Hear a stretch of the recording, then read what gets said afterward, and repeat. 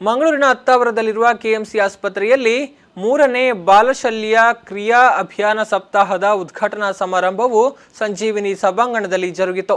ಕಾರ್ಯಕ್ರಮದಲ್ಲಿ ಮಕ್ಕಳ ಸುಧಾರಿತ ಶಸ್ತ್ರಚಿಕಿತ್ಸೆಯ ಬಗ್ಗೆ ತಜ್ಞ ವೈದ್ಯರು ಮಾಹಿತಿ ನೀಡಿದರು.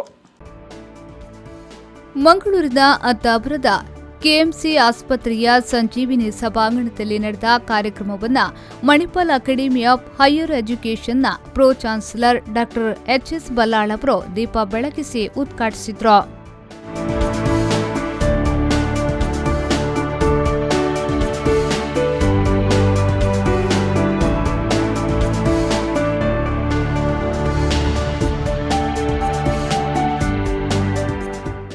ಬಳಿಕ ಮಾತನಾಡಿದ ಅವರು, ಹುಟ್ಟು ಎಂಬುದು ಆಕಸ್ಮಿಕ, ಪ್ರತಿಯೊಬ್ಬರಿಗೂ ಸಹಾಯ ಮಾಡುವುದು ಸಾಮಾಜಿಕ ಜವಾಬ್ದಾರಿ.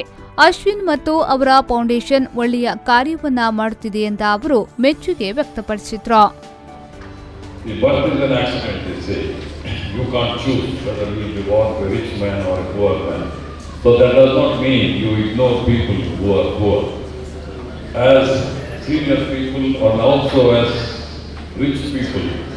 Educated people, it is our social responsibility to help the less fortunate brethren of our society, which our Ashwin and his foundation is doing good work, and I take this opportunity to congratulate and compliment them for the good work that they are doing. ಅನಂತರ ಜಿಲ್ಲಾ ಉಸ್ತುವಾರಿ ಸಚಿವ UT Khader ಅವರು ಮಾತನಾಡಿ, KMC ಆಸ್ಪತ್ರೆಯು ಯಾವಾಗಲೂ ಬಡವರಿಗೆ ಸಹಾಯವನ್ನ ಮಾಡುತ್ತಿದೆ. ಸಮಾಜದ ಎಲ್ಲ ಕುಟುಂಬವೂ ಖುಷಿಯಾಗಿ ಬಾಳಬೇಕೆಂಬುದು ನಮ್ಮೆಲ್ಲರ ಗುರಿ. ಆ ನಿಟ್ಟಿನಲ್ಲಿ ಕೆಎಂಸಿ ಆಸ್ಪತ್ರೆಯು ಆರೋಗ್ಯಕ್ಕೆ ಸಂಬಂಧಿಸಿದ ಕಾರ್ಯಕ್ರಮವನ್ನ ಹಮ್ಮಿಕೊಂಡು ಬರುತ್ತಿರುವುದು ಹೆಮ್ಮೆಯ ವಿಚಾರ ಎಂದು ಹೇಳಿದ್ರು.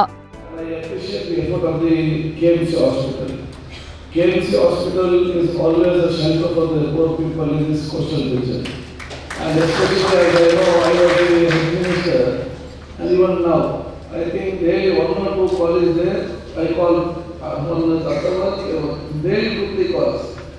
But with some poor people have been admitted, you have to cut out the bill. And immediately they did. Now they come to know, when my phone calls come only there.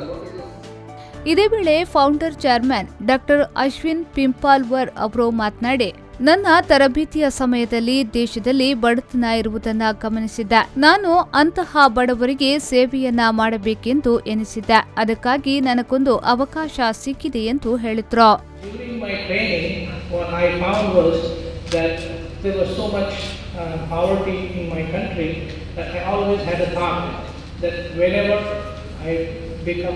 Whatever I become, I will always serve these people who really need my help. To the point when I reached a point in my career where I thought I could be useful to these poor people who really need my help, that's when I started looking for.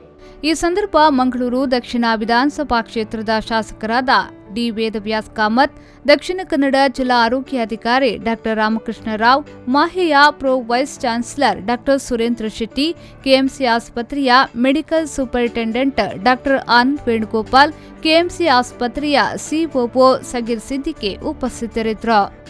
ಶರಸಾಲ್ಯನ್ ವಿ4 news 24/7 Mangaluru.